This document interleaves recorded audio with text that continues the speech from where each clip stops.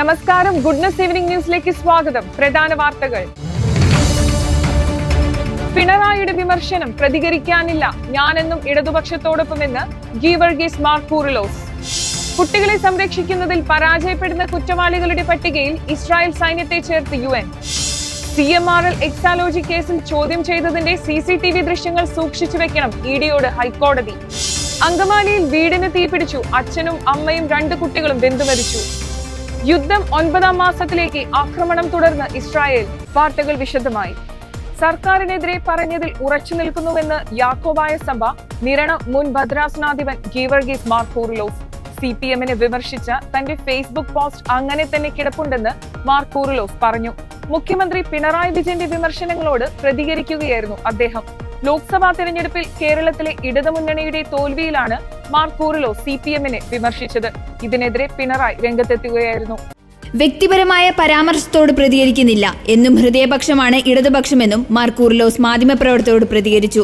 ലോക്സഭാ തെരഞ്ഞെടുപ്പിൽ കേരളത്തിലെ ഇടതുമുന്നണിയുടെ തോൽവിയിലാണ് മാർ കൂറിലോസ് CPMനെ വിമർശിച്ചത്. ഇതിനെതിരെ പിണറായി വിജയൻ രംഗത്തെത്തിയിരുന്നു. ഇനിയും ഒരു പ്രളയം ഉണ്ടാകട്ടെ എന്നാണ് ചിലർ ആഗ്രഹിക്കുന്നത്. പ്രളയമാണ് സർക്കാരിനെ വീണ്ടും അധികാരത്തിൽ കയറ്റിയത് എന്നാണ് ഒരു പുരോഹിതൻ പറയുന്നത്. പുരോഹിതരുടെ ഇടയിലും വിവരദോഷികൾ ഉണ്ടെന്നും മുഖ്യമന്ത്രി വിമർശിച്ചിരുന്നു. സർക്കാരിന്റെ പ്രോഗ്രസ് റിപ്പോർട്ട് പ്രകാശനത്തിൽ സംസാരിക്കുകയായിരുന്നു അദ്ദേഹം.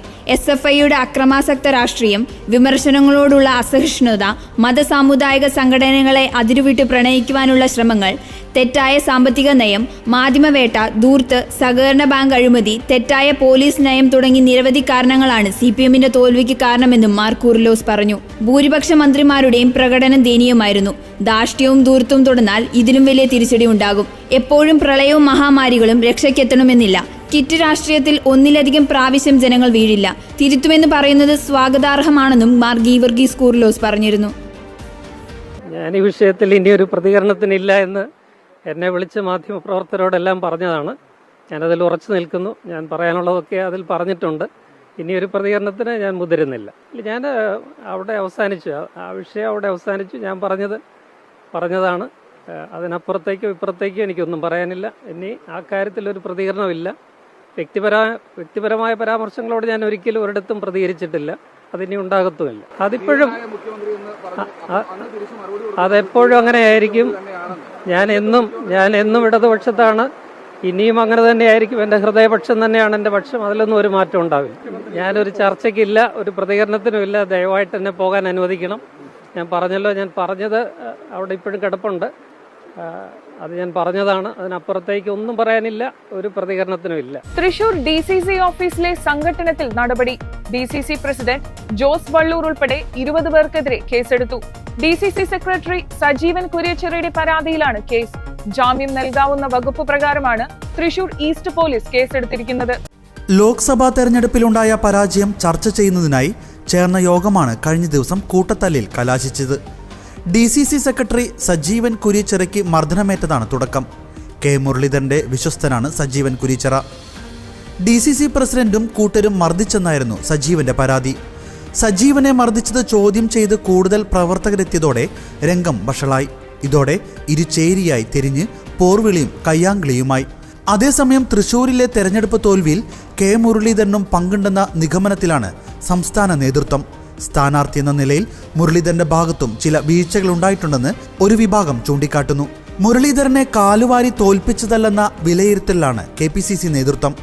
K മുരളീധരൻ പരാതികൾ ഉന്നയിച്ചെങ്കിലും തോൽവിയിലേക്ക് നയിച്ചത് സംഘടനാ പ്രശ്നങ്ങളോ കുതികാൽ വെട്ടലോ അല്ലെന്നാണ് പാർട്ടി നേതൃത്വത്തിന്റെ വിലയിരുത്തൽ. കുട്ടികളെ സംരക്ഷിക്കുന്നതിൽ പരാജയപ്പെടുന്ന കുറ്റവാളികളുടെ പട്ടികയിൽ ഇസ്രായേൽ സൈന്യത്തെ ചേർത്തതായി UN-ലെ ഇസ്രായേൽ അംബാസിഡറാണ് ഇക്കാര്യം വിശദമാക്കിയത്.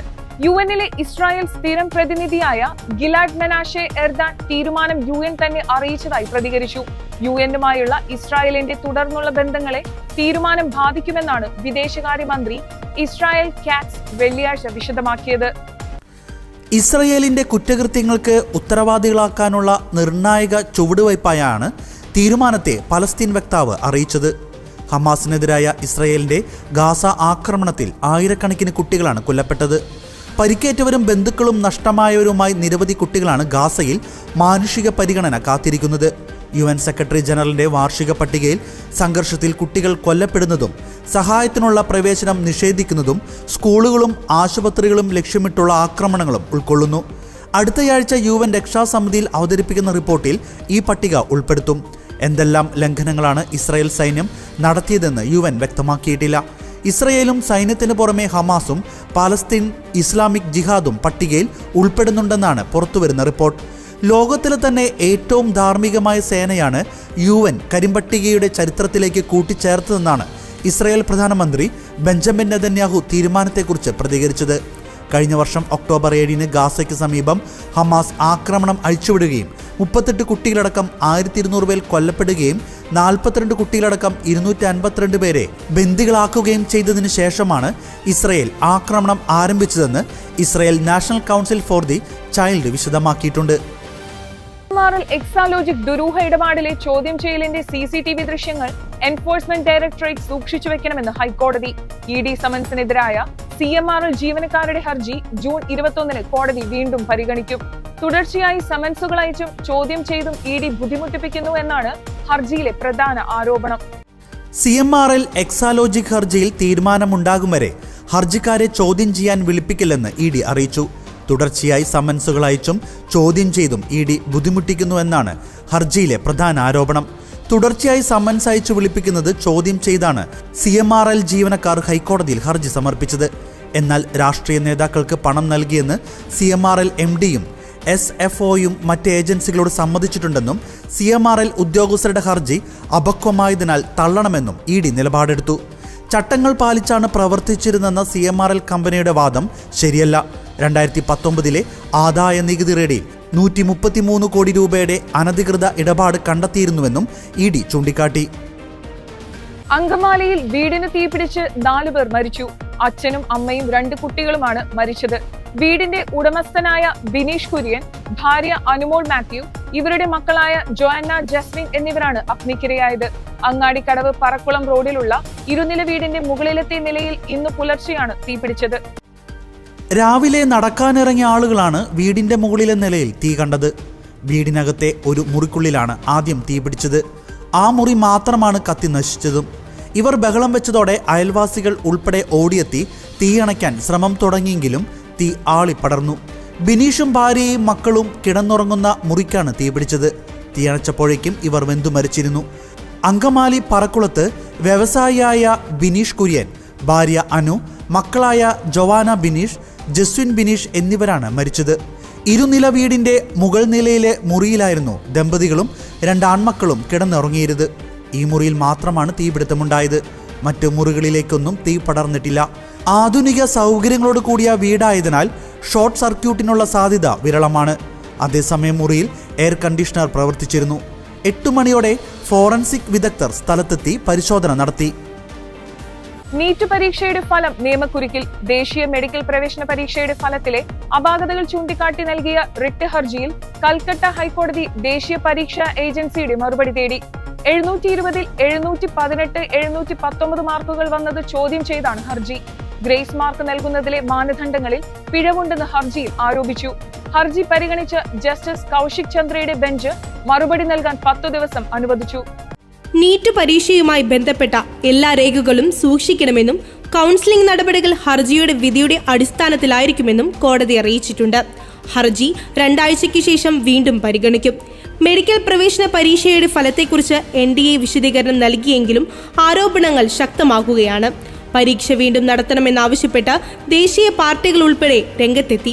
നീറ്റിന്റെ റാങ്ക് നിർണയവുമായി ബന്ധപ്പെട്ട നാഷണൽ ടെസ്റ്റിംഗ് ഏജൻസി പുറത്തിറക്കിയ വിശദീകരണം തൃപ്തികരമല്ലെന്ന് പാലയിലെ എൻട്രൻസ് കോച്ചിംഗ് കേന്ദ്രമായ ബ്രില്യൻസ് സ്റ്റഡി സെന്ററിന്റെ ജനറൽ മാനേജർ EP ശിവകുമാർ പറഞ്ഞു.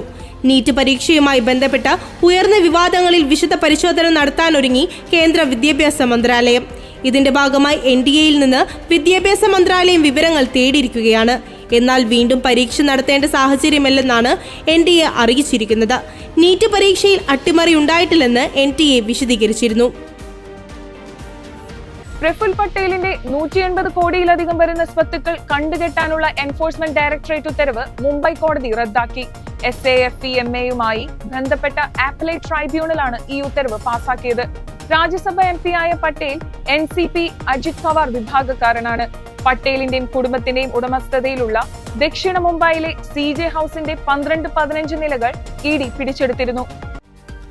180 കോടി രൂപ വിലമതിക്കുന്ന ഈ അപ്പാർട്ട്മെന്റുകൾ പ്രഫുൽ പട്ടേലിന്റെ ഭാര്യ വർഷയുടെയും അദ്ദേഹത്തിന്റെ കമ്പനിയായ മില്ലേനിയം ഡെവലപ്പറിന്റെയും പേരിലാണ് രജിസ്റ്റർ ചെയ്തിരിക്കുന്നത്. അധോലോക കുറ്റവാളി ദാവൂദ് ഇബ്രഹാമിന്റെ വലങ്കൈയായ ഇക്ബാൽ മിർച്ചിയുടെ വിധവയും ആദ്യ ഭാര്യയുമായ ഹാജ്ര മേമനിൽ നിന്ന് അനധികൃതമായി സ്വത്തുക്കൾ സമ്പാദിച്ചതായി സാമ്പത്തിക അന്വേഷണ ഏജൻസി ആരോപിച്ചിരുന്നു.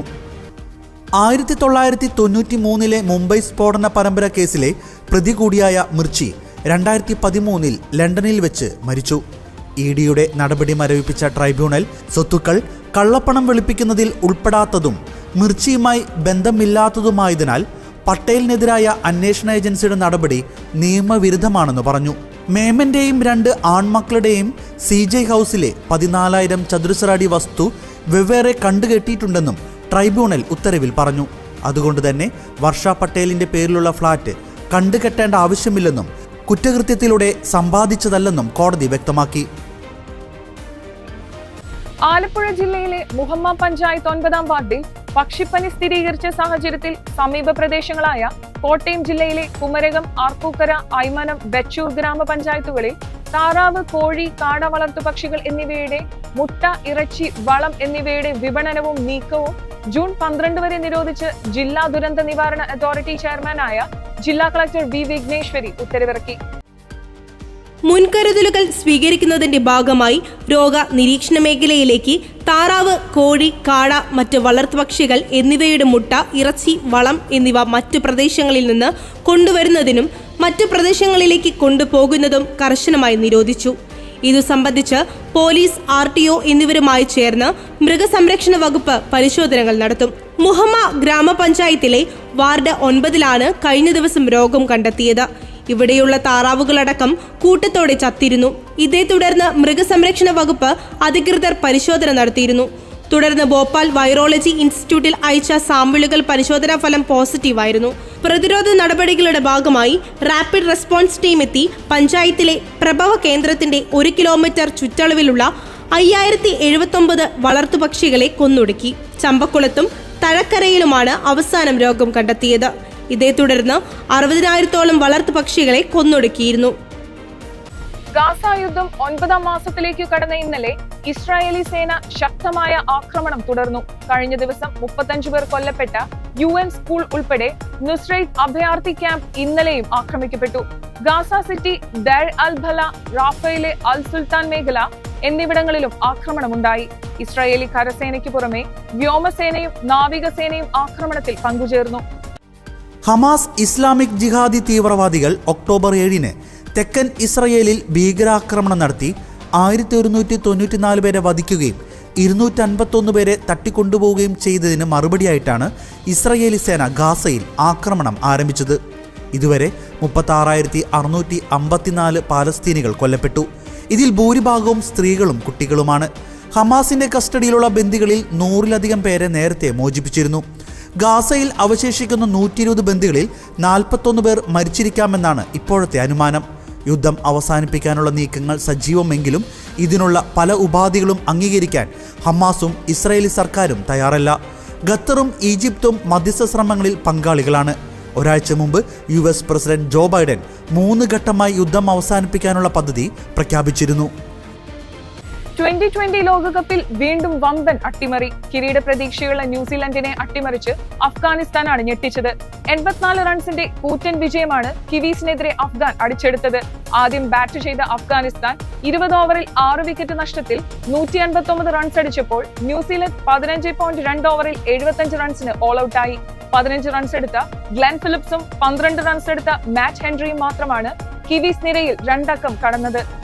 ടോസ് നഷ്ടമായി ആദ്യം ബാറ്റ് ചെയ്ത അഫ്ഗാനിസ്ഥാനു വേണ്ടി ഓപ്പണർ റഹ്മാനുള്ള ഗുർബാസും ഇബ്രാഹിം സർദ്രാനും ചേർന്ന് തുടർച്ചയായ 2ാം മത്സരത്തിലും സെഞ്ചുറി കൂട്ടുകെട്ട് ഉയർത്തി മികച്ച തുടക്കം നൽകി. 15ാം ഓവറിൽ സ്കോർ 100 കടന്നതിന് ശേഷമാണ് അഫ്ഗാന്റെ ഓപ്പണിംഗ് കൂട്ടുകെട്ട് പൊളിക്കാൻ ന്യൂസിലൻഡിനായത്.